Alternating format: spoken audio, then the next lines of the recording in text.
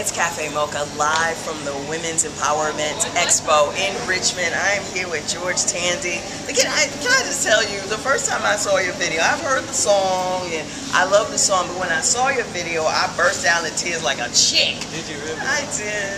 Wow. It's so powerful. What were you thinking when you made the song March? I mean, it started off really organic. I just fell in love with the chords, and but as I started writing it, I wanted to make a song that represented romance, like true romance and chivalry, and like really standing strong within a relationship. And I also wanted to make a song that represented overcoming obstacles. Sure. And then I realized that writing, they're related to each other. Right. Each of us take responsibility for our lives. We can sustain relationships that we want to sustain. Meaningful. It turned out to be pretty powerful. I get teared up sometimes. Yeah, sometimes. It's very powerful in so many ways, spiritually and with relationships and everything. But let's talk about your career and how this one song has just bam. How long have you been out there? Because I know there's no such thing as an overnight celebrity. You don't just put out a song and then bam. Right. Well, it's interesting because I'm from Virginia, but I live in Miami. Okay. And for about 7 or 8 years, I was booking my own shows and making demos and re-recording songs and passing them out and all that, all the while working at Starbucks. And I kind of got my break at Starbucks. I met my business partner there. That's a whole other story. That's a little good. After we worked together a little bit, he put me in the studio. He said, listen, just open your mind and create. So that opportunity right there was just amazing. Like getting a blank canvas, so to speak. I was able to just go in there and push and push and push. We put out the song March, and it resonated with me. I think the video helped a lot because it gave it dimension. It's not just about romance, it's about friendship. Right. There's civil rights pieces in there. Just however you want to take it, you're marching in your life. So I'm just happy that people are feeling me as an artist and I'm able to stay true. I love it. This is what I love to do. Well, what I love is you said you were willing to work at Starbucks, because nowadays I feel like people don't want to put in the hard work. They just want to show up, listen to my demo, put me on. Right.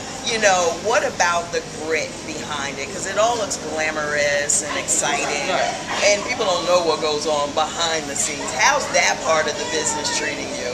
Behind the scenes, it's interesting. I'm learning a lot. You know what I mean? Like, it's definitely a lot of work. It's definitely a lot of. You have to keep your energy up. You have to make sure that you're balanced really in your personal life in order to be present in the moment with everybody that you meet. Because you meet a lot of people. But as far as artists and artistes sometimes, myself included, have a tendency of feeling like they have a sense of entitlement. Oh, yeah. Just because you're an artist that everybody owes you the attention that you want. There's a billion artists out there.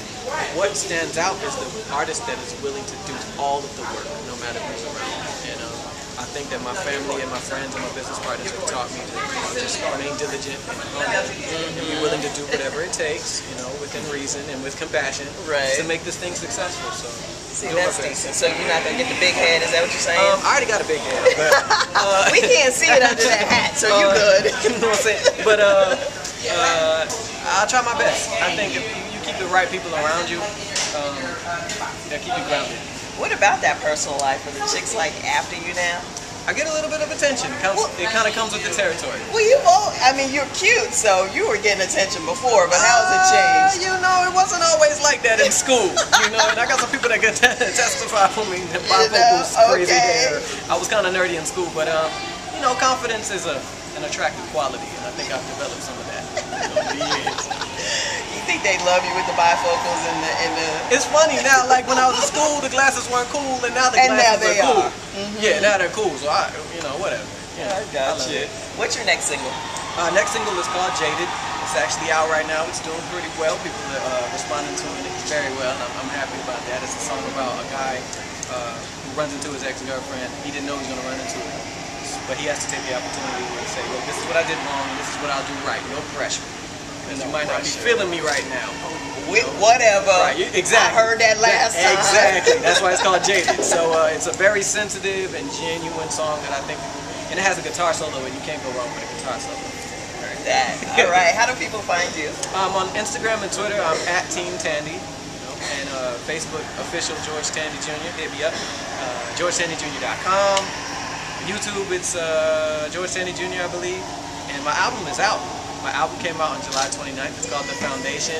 whole bunch of just delicious music. Like, I encourage anybody to go get that. Sample it first. Just sample it. What's the delicious part? Delicious. I just mean like it sticks to your ribs. You know, it's got a little jazz. So it's like cornbread with butter. It's, you know, I don't eat the butter, but it's like cornbread. Right. Gotta stay healthy. But it just feels good to your spirit. Okay. You know, it's positive. It's live music, live musicians, and it's all heart. It's like my heart on a CD. Okay.